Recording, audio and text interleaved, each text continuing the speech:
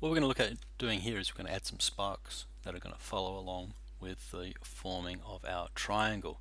Now we do still have our reference video in here. It's right at the bottom, which means it's actually going to be really hard to reference it because we've got all these other cloud layers and all the rest of it over the top. So, if we do try and see that, it's also going to be covered by the text. So what I'm going to suggest is that we actually move that from the bottom to the top of all of our layers right there.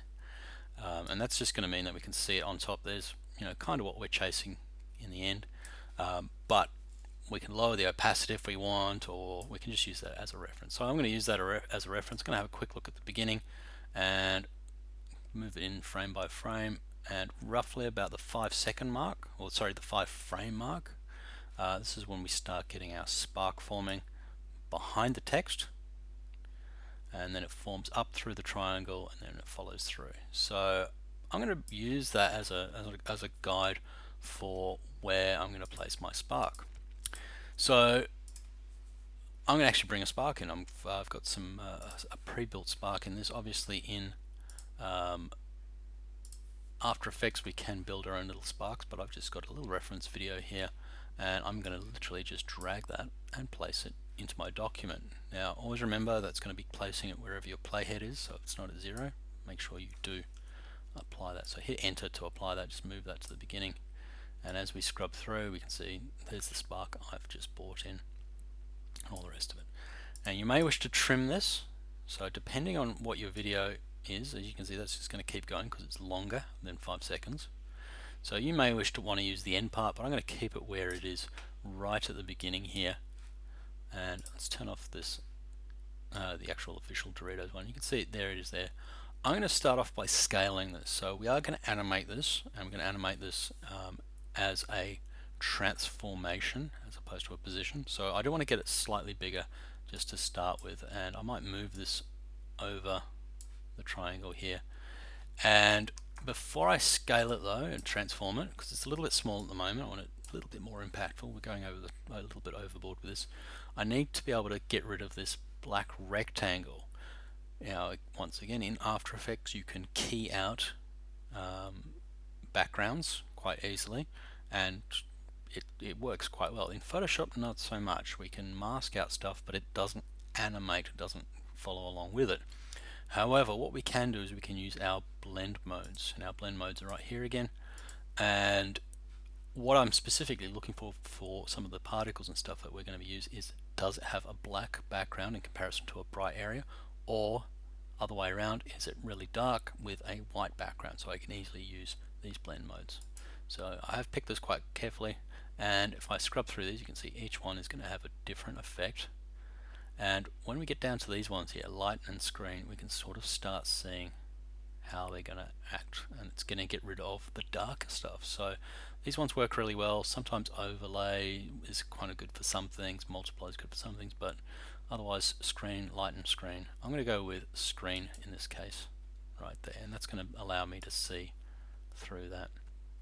Alright, as I said, I'm going to scale this up, so I'm going to go Control T to transform, and I'm going to ramp this up fairly large. Let's do that about 150% thereabouts. Make sure you lock in your scaling as well, and apply.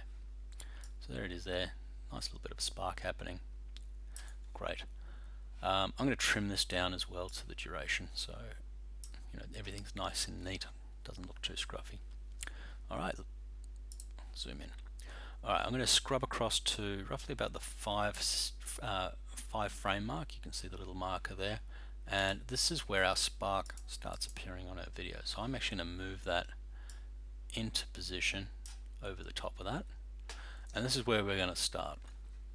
So let's go to the drop down. We've got transform there. We don't have position because this is actually a smart object. It's actually a video layer, so it's got transformation already there. I'm going to hit the stopwatch, and from this point this is where it's going to animate across, and you can actually see it sort of how the Doritos one works. Now again, the Doritos official one is a good one to look at, but we're going to build our own, so I'm going to turn that off. I need to make sure that I'm following where mine is. So you can see there's my triangle forming. It's getting to about that frame there, and it's fully formed. So I'm going to grab that spark layer and I'm going to move that. Once again, just be mindful that I've got auto select turned off so I don't accidentally select another layer. Because transformation's turned on, you should be able to see that that is kind of following along. If it's not quite synced up, and this is probably going to happen, you can literally just go frame by frame, and if it's out of whack, you can just sort of shift things up a little bit, and so that they sort of follow along a little bit better. And there we go, we can see that sparks popping through there. Alright, let's go down to the next one, and we're going to hit down to roughly about that point there, and I'm just going to move that spark around. So the spark's going to help us also hide the dodgy edges of this. Once again, scrub through and just move that spark according to where everything's forming. So we want it to look like it's building the edge, so to speak. And it's going to, the downside is going to create a lot of keyframes, so you really can't sort of get too much complicated over this. Right, let's move it to the end, roughly about there, and I'm going to move that position yet again to there. And then once again, just scrub through and just look to make any slight adjustments for that. And we do need some more adjustments there, and by the time we get to that one, it's getting to there, and by the time we get to that one, it's getting to there, and roughly about there.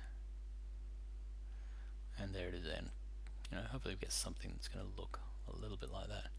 Now, if need be, you can scale this stuff up as part of the transformation, but remember it's going to scale up and it's going to scale down because it is transformation, but so just be cautious of that so it doesn't look too weird. But if you do want it to sort of ramp up in some areas, you can, but it will scale down. So this area here where I've got this really weird edge on it, I might scale that up as well, just to get that, see if I can hide that edge a little bit.